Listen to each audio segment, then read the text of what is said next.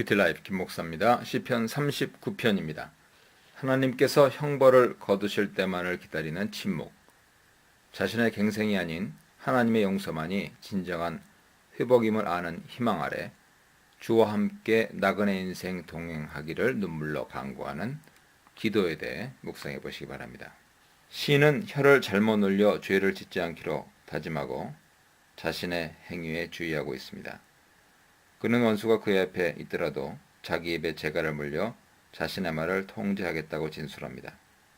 원수가 그 앞에 있다는 말은 원수와의 대립적인 관계를 의미하지요. 사람들이 짐승을 부리기 위해서 입에 망이나 재갈을 씌우거나 코를 뚫는 것처럼 시인은 자신의 입을 통제하여 필요없는 일에 휘말리지 않겠다고 마음먹습니다. 그러나 선한 말조차도 아끼고 잠잠히 있었지만 시인의 마음에서는 시간이 지날수록 우라가 치밀어 올랐습니다. 그 정확한 이유가 무엇인지는 모르지만 그가 1절에서 악인을 언급한 것으로 보아서 적어도 악인과의 관계에 마음에 할 말이 가득하지만 그것을 누르고 침묵함으로 시인의 내면에서 고통의 열기가 점점 뜨거워졌고 더 이상 침묵할 수 없는 지경에 이릅니다. 자신의 감정을 주체하지 못하고 침묵을 깬 시인은 사람을 향해 쓸데없는 말을 내뱉거나 화를 표출하지 않고 지혜롭게 하나님을 향하여 입을 엽니다. 그는 당면한 문제를 해결할 수 없음을 인식하고 하나님께 조언을 구하죠. 침묵을 깨고 시인이 하나님께 하려는 첫 마디는 자기 인생의 끝이 언제인지를 묻는 질문입니다. 이 질문은 문자적으로 시인의 죽을 때가 얼마나 남았느냐 하는 물음이 아니라 이 짧은 삶을 살아가는 목적에 대한 물음이지요. 시인은 이 물음에 덧붙여 인생의 덧없음에 대해 언급합니다. 사람이 100년을 산다 한들 하나님 앞에서는 그 세월이 한 뼘 길이밖에 안 되고 아예 그 존재가 없는 것처럼 느껴지기도 합니다. 난 날짜와 죽은 날짜 사이를 사는 것이죠. 어떤 이의 삶이 평안하고 성공된 삶이라 하더라도 인간의 날은 한낱 입김과 같아 허물할 뿐입니다.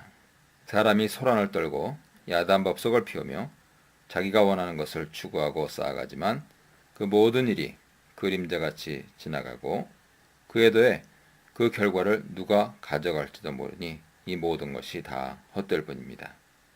시인은 하나님께로부터 가르침을 받아서 이 헛된 삶 속에서 사는 의미를 찾고자 합니다. 시인은 화살처럼 빨리 흘러가 덧없고 한치 앞도 내다볼 수 없는 인생의 운명에 대해 숙고하다가 7절에서 갑자기 이렇게 외칩니다. 시인의 물음은 절망에서 희망으로의 전환의 신호입니다. 바란다는 단어에는 열망과 간절함으로 기다린다는 의미가 내포되어 있습니다. 기대 속에 기다림에는 긴장감도 함께 있죠. 나의 소망, 그것은 바로 당신께 있나이다.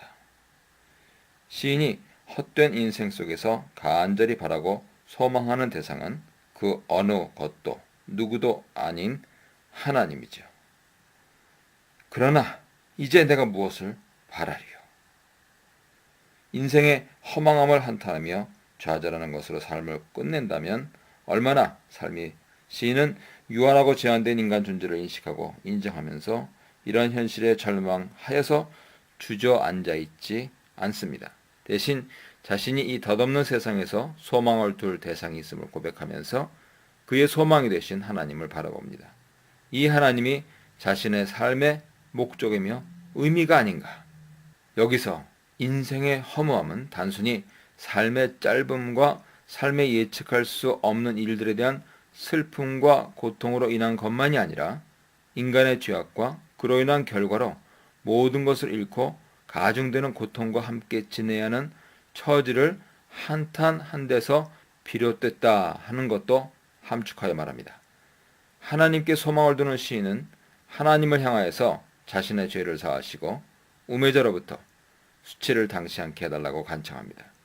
시인은 자신의 소망이 되신 하나님이 자신을 죄에서부터 건질 수 있는 분이고 자신이 처한 현재 고난에서 완전히 구원하실 능력의 신이심을 합니다. 그러므로 먼저 죄의 용서를 간청하고 자신의 죄와 실수가 우매하고 악한 자들의 입방아에 오르내리지 않기를 간청합니다. 덧붙여서 시인은 자신이 악인 앞에서 말을 꾹 참고 침묵한 이유가 자기의 죄 때문에 하나님께서 자신을 징별하셨기 때문이라 밝힙니다.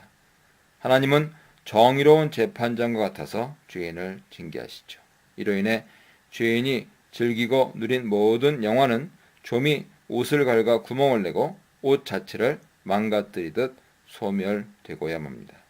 이처럼 시인은 5, 6절에서 마찬가지로 11절에서도 인생의 무상함과 헛됨을 줄곧 반복하는데 그 의도는 하나님께 인생의 연약함과 덧없음을 상기시킴으로써 하나님이 자신에게 신속한 응답과 구원을 내려주시기를 촉구하는 데 있습니다. 인간은 죄로 인해 하나님 심판을 피할 수 없는 헛된 존재임을 생각하면서 슬픔에 잠긴 시인은 그래도 다시 자신의 소망이 되시는 하나님을 향하여 그분의 응답을 간청합니다.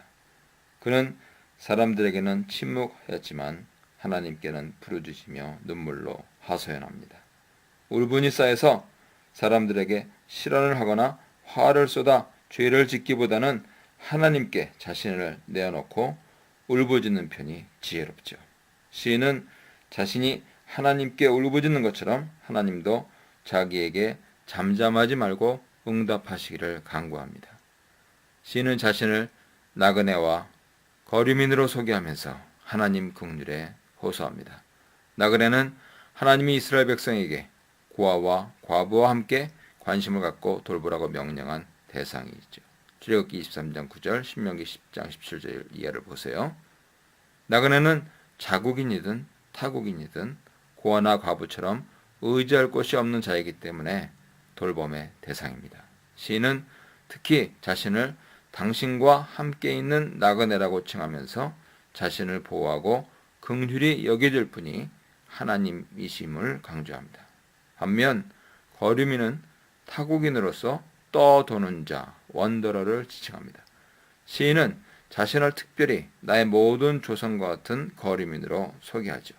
아브라함을 시작으로 이스라엘 백성들은 하나님으로부터 가나안 땅을 약속으로 받아 그곳에 와서 정착했지만 땅은 여전히 하나님의 소유이므로 이들은 그 땅에서 영원히 거류민으로 사는 셈입니다.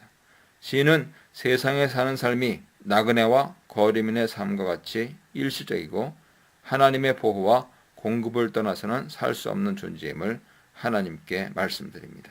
그리하여 그의 조상 아브라함에게 약속했던 언약을 하나님이 기억하시고 그의 자손인 자기를 긍휼히 여기고 돌봐주시며 축복해 주시기를 바라고 있습니다. 헛되고 짧은 인생을 사는 자신을 하나님 앞에 되뇌이며 시인은 그의 기도를 마치기 전에 하나님의 용서와 회복을 다시 한번 간구합니다. 주는 나를 용서하소서 하는 말은 문자적으로 눈길을 저에게서 돌리소서로 번역됩니다. 다른 시에서 시인은 하나님이 자기를 외면하여 얼굴을 가렸다고 느낄 때 하나님의 눈이 자기를 향하기를 구하였습니다. 하지만 시편 39편에서 시인은 욥처럼 하나님의 응시를 감시와 징벌로 느껴서 하나님께서 눈길을 거두시기를 구합니다. 욥기 7장 17절 예를 보세요. 시인은 자신이 이 세상에서 생명을 부지할 날이 얼마 남지 않아서 곧 세상에서 없어질 존재임을 하나님께 상기시키며 하나님이 자기에게 다시금 웃고 즐거워 해달라고 간구하면서 기도를 마칩니다.